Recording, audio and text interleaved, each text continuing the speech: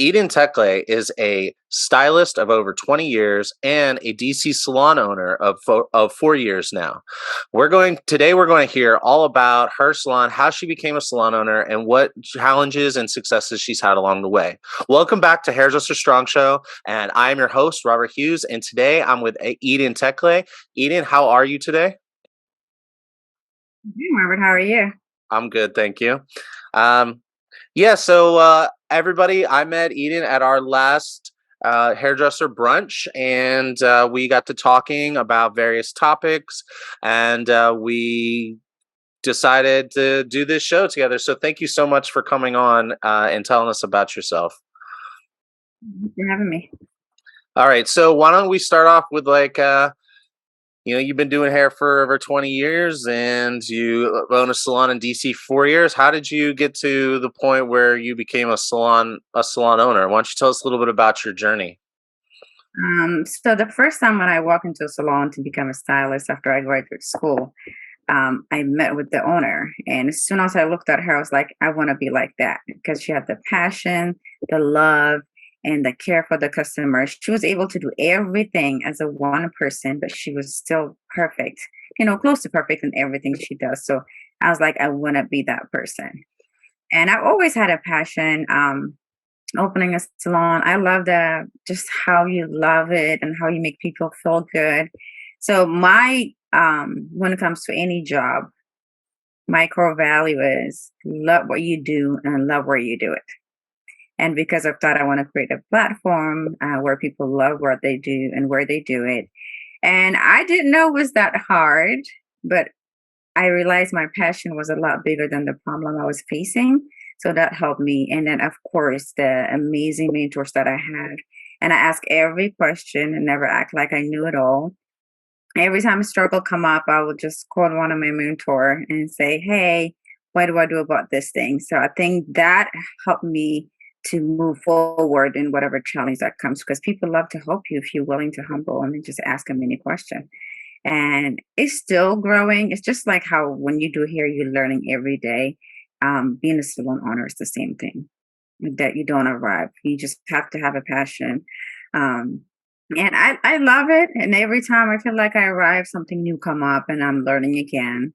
And I think the willing to learn, the love and the passion is the only key can drive you to opening the salon because it's not an easy journey, but it's a beautiful if you love it. Nice, awesome. Yeah, so you started? Tell us a little bit about how you got started in the hair. Did you go to school or learn on the job? Tell us a little bit about that. So I went to hair school as soon as I graduate high school. I graduated a year early from high school. So when I went to hair school, it was the first hair school in my country. Actually, I'm from East Africa, and I was excited. And how I loved, how I knew what I wanted to do was when my mom dropped me to the salon for the first time. I didn't want to leave. I love the energy. I love the people. My stylist was a male. I just watched him. People when they come in one way and they come out different way. I was like, this is amazing, and I was just fascinated about the things they do, the conversation, and just everything. So when I went to her school, my dad wasn't happy about it. He said, "You don't need to go to school to wash people's hair." I was like, "Dad, it's not just washing people's hair." He was refused. He was very upset because I was very good in school. But my mom was like, if that's what you want to do, go for it. So I went to her school, and my teacher was a very strong woman. She was a stylist a lot of in Africa for the kings and queens. So her structure was very strong, and not a lot of people survived the first year. And just she was really terrifying, but it's extremely smart and know how to teach hair.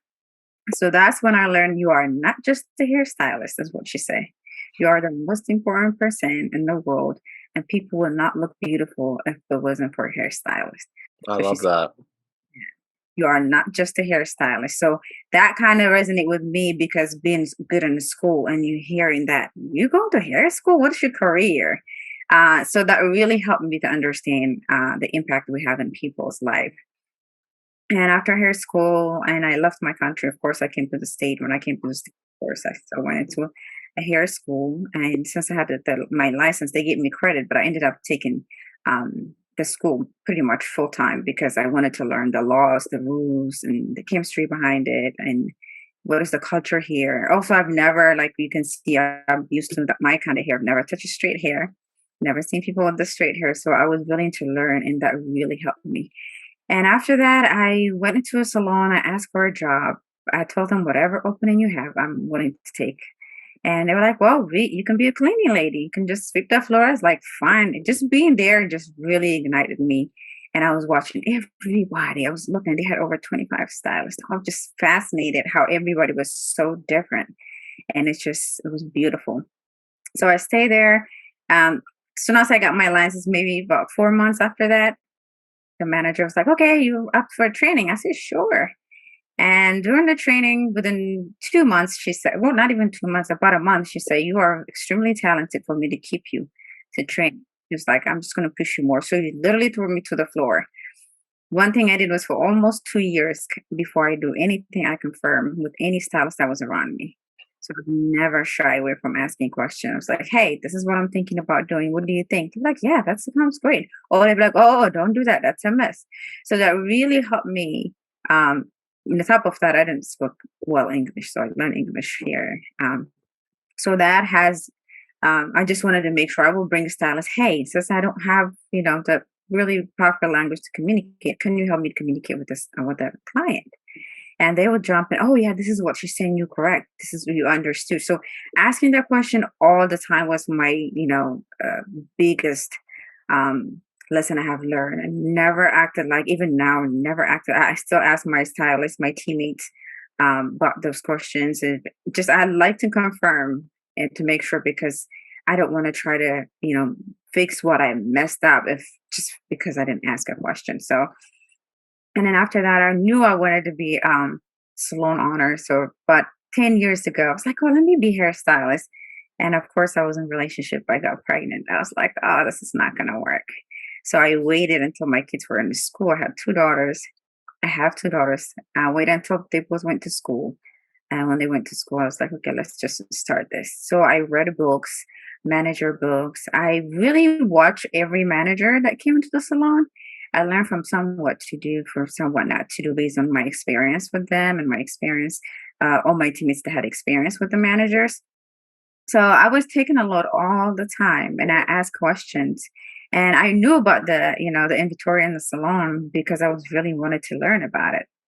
And that helped me. So when I was trying to open the salon, I knew exactly what I wanted it, what kind of culture I want in the salon, what I want it to be, what kind of team. All of that I learned while I was a stylist.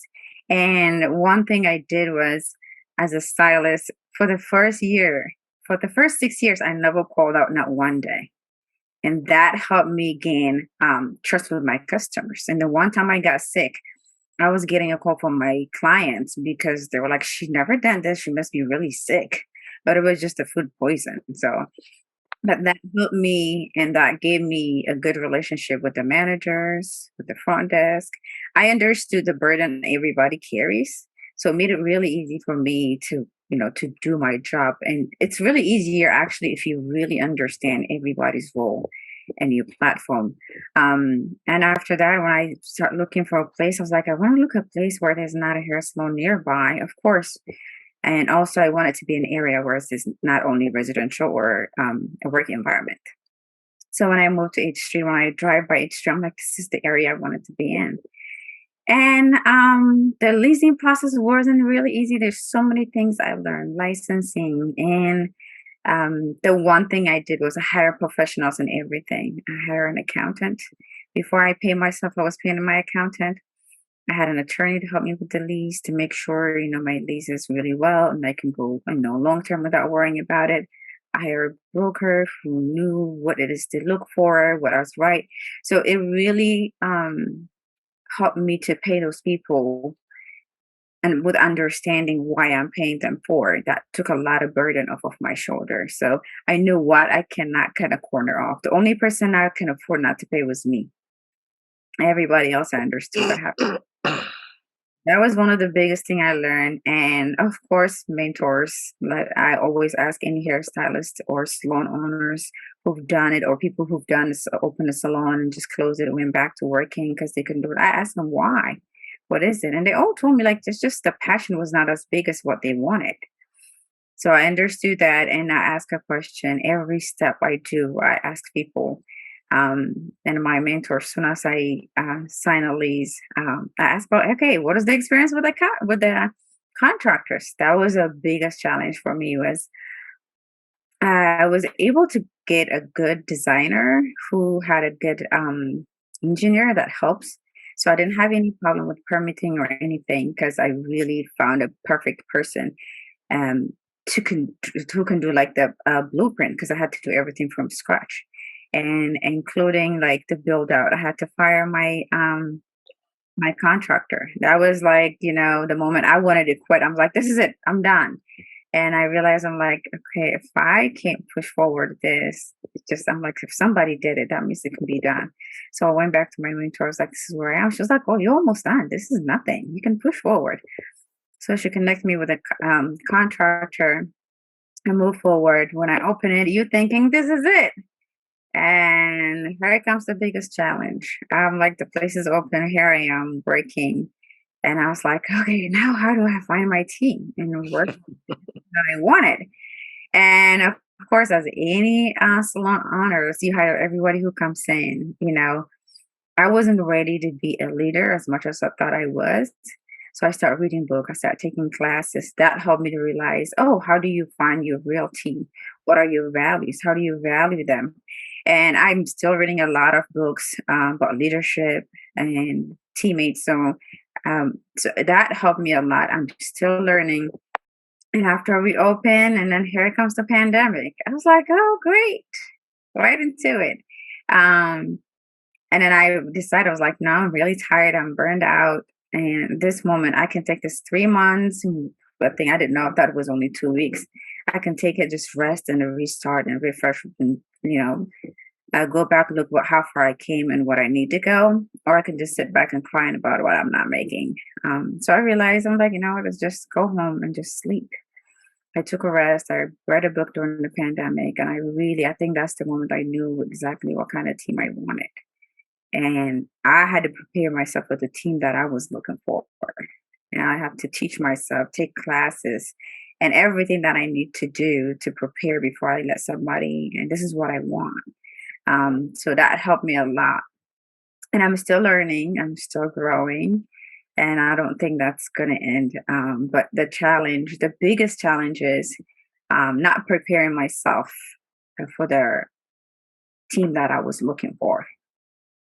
That literally almost going with That's this is so good. So I want to just kind of go back and kind of v- kind of restate some, like summarize some things and make sure that I got some made the main takeaways, and I want you to correct me where I'm wrong. So you decide to go to hair school.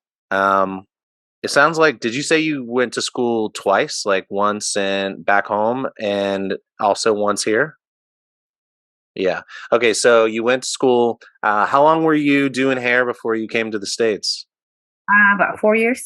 Okay, so you're doing hair for about 4 years, and then you come to the States and you decide to go back to school, and which is pretty awesome that you were willing to go back to school. I feel like a lot of people would try to figure out how to skip that part. So it sounds like you're really into learning and educating yourself and taking information in, and willing to start over where necessary, which is, I love that. Okay, so then you come here, and then you go to school, you get a license, and you're doing hair for how long? Before you decide you're ready to open up a salon. About 11 years. Okay, so you're doing hair for around 11 years or so in here in the States, and during that time, you are learning the industry inside out. You're taking on various roles in management, and you go through the assisting and the training process. So you're kind of like working all these different roles that are in the salon. So you kind of learn the operations side before you open up your own salon. And even at that point, you're hiring professionals to do the things that you're not an expert at, include from design to from construction to licensing to accounting to legal. You also mentioned a mentor.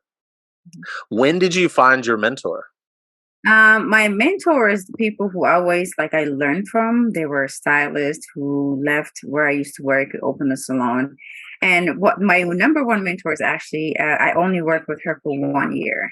And I left because she had a co-owner really well, manager. When she went on maternity leave, we all left. And she knew that was going to happen.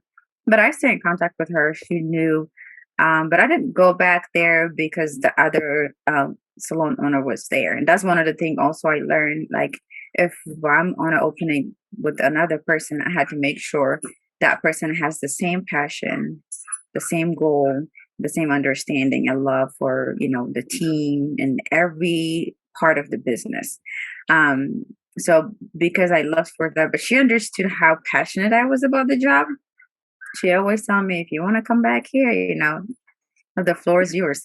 But when I first start, literally like I need to look for a place, she's the first person I called. And Gotcha. okay, okay. She was like, "Where you are? Let me know where you are, and I can help you." So she needs to. She has to like. The one thing I love about her is she asks a question before she can give you the answer. What have you done? Where are you going? What did you try? Did you read anything? Did you ask anybody? What make you think this is wrong?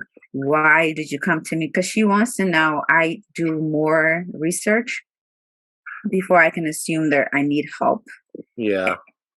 No, now, like every for the first 2 years, every meeting I have with my teammates, will have a meeting with her.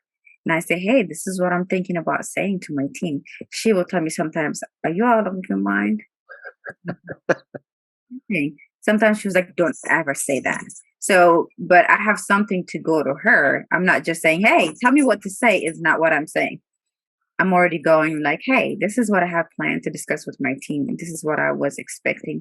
What do you think of those things? She was like, no, no, no, no, no. You don't do that. Like, where did you what? So I love her honesty and she's not afraid to tell me the truth.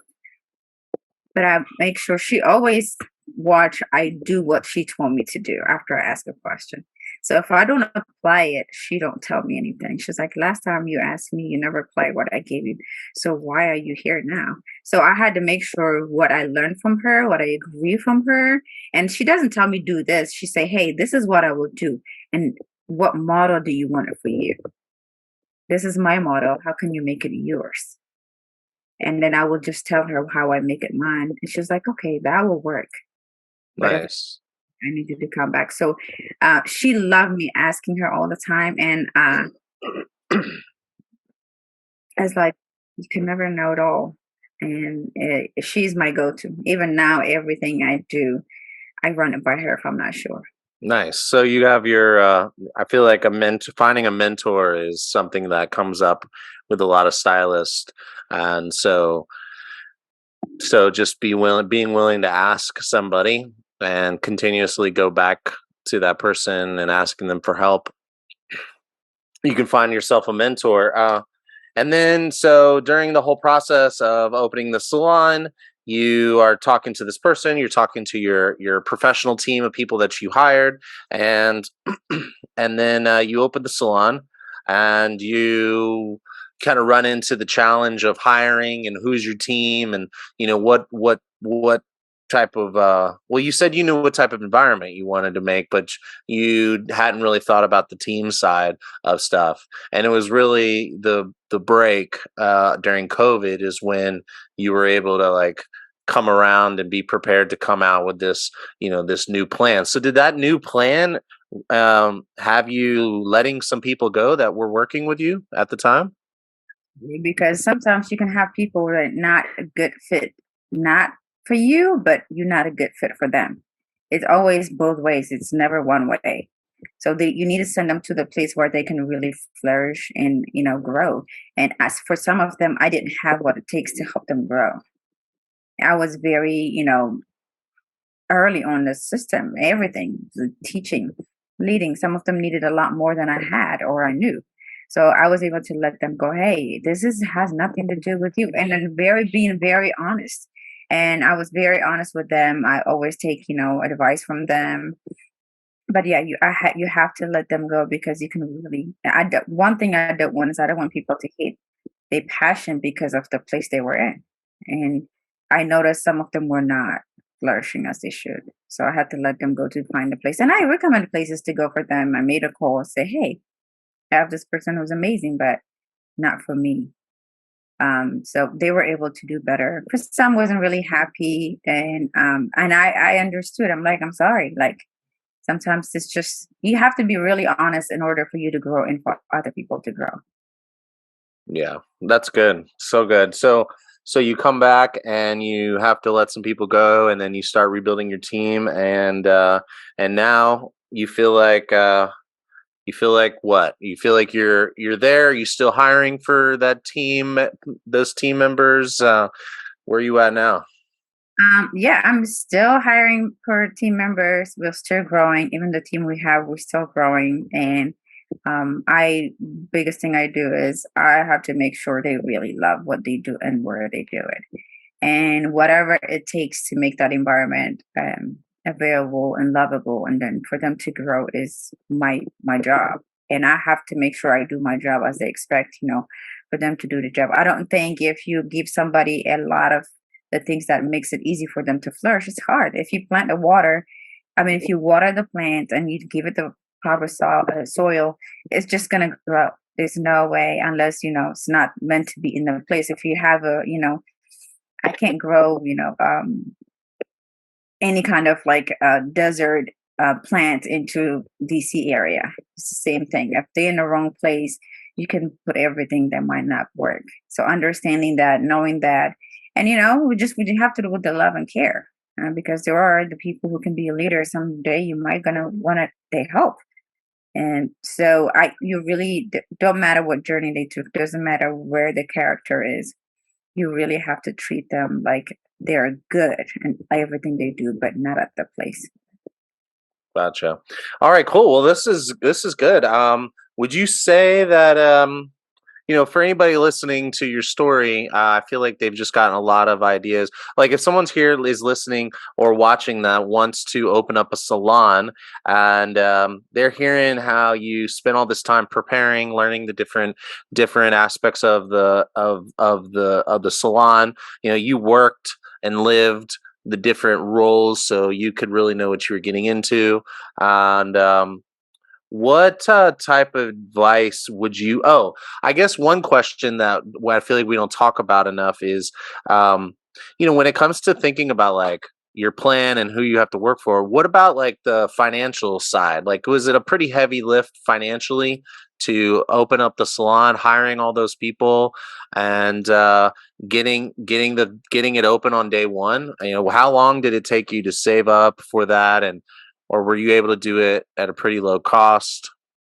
Um, for me, it wasn't more like how much it will cost. Was it expensive or not expensive? It was it high. It depends on what you have, where you're going for, how big and how small it is, the area. I think it's studying where you want to be, what's the cost of the rent, and how well prepared I am. And honestly, I had a business consultant to ask him, hey, I wanted to open a salon. This is my vision. And based on my vision, what do I need? Where do I go? And you have an accountant as well. And I asked my accountant, hey, this is what I'm looking for. And this is the budget. And is it possible? So one thing they do is they refer you to resources. There's a lot of resources you can use. What are the loan to take, and what banks work well for you? Some of them takes longer. For me, I was, unfortunately, I was very lucky and have a family member who was willing to invest. After an investor literally backed on the week we were supposed to start construction, the investor said, I want 45%, even though we agreed to do 10%. So pretty much that if I didn't understand math and all the stuff, I'd almost gone back to working for somebody. and you were doing everything. It's more than being a hairstylist. You work hard and you just don't get it. So I had to make a decision. I was like, no. And at that point, I already agreed for my lease. I was responsible, not the company, my company. I was responsible for 3 years rent. That all of that I understood because I had an attorney who knew what it was. Hey, this is how they do it. They have to secure you're going to be opening, and if you don't have any accountability, you're not going to push forward. So understanding what you're signing up, understanding what is, the consequences, how understanding how much can I push myself, what of my backup. And I'm a single mom of two. So when you have a children, I can't, but you can't fear at the same time. You have to, your passion has to be bigger than the fear that you can face. But I was 6 months behind starting construction, and I was 6 months, almost 8 months late from my opening date. Mm. And those 8 months was the hardest time. And I couldn't quit because I had signed up for 3 years lease that I was responsible. And sometimes those things can be scary, but they hold you accountable and makes you push forward. And also, mentor comes up right there. You ask your mentor, "Hey, this is what I'm going through. What do I do?" They were like, "Oh, mine was worse than that. You are in a good shape. Do this. Push forward. This is what you need to do."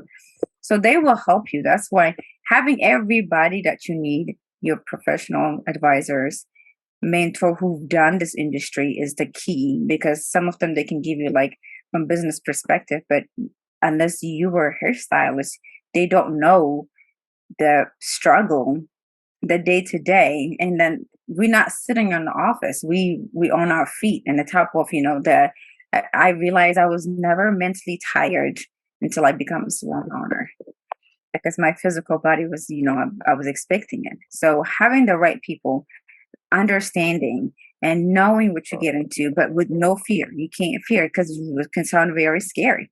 And then having those things in line and just knowing it could be done. You can do it. I grew up in Africa. I don't know the system. I was learning as I go, which is very difficult.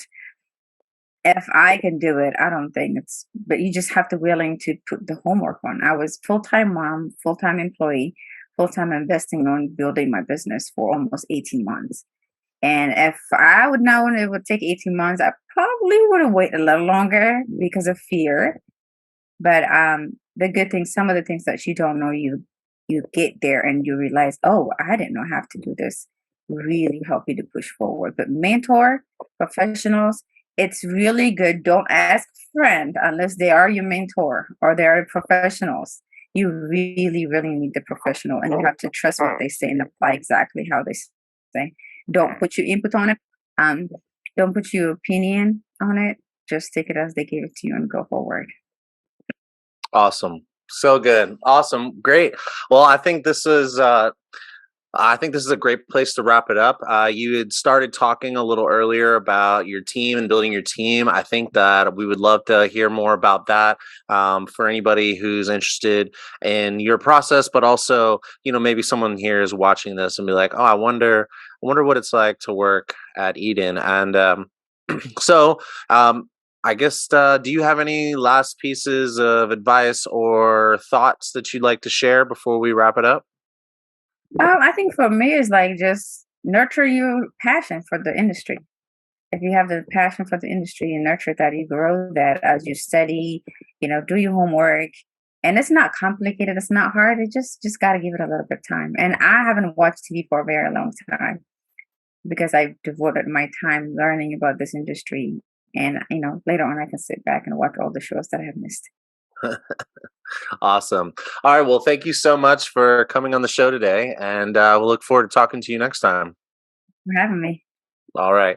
Take care. And if you're listening on podcast, please follow us. If you're on YouTube or Instagram, please leave a comment below. We'd love to hear from you. All of Eden's contact information will be below her salon, and you can look more into her there. And until next time, have a good day. Talk to you later.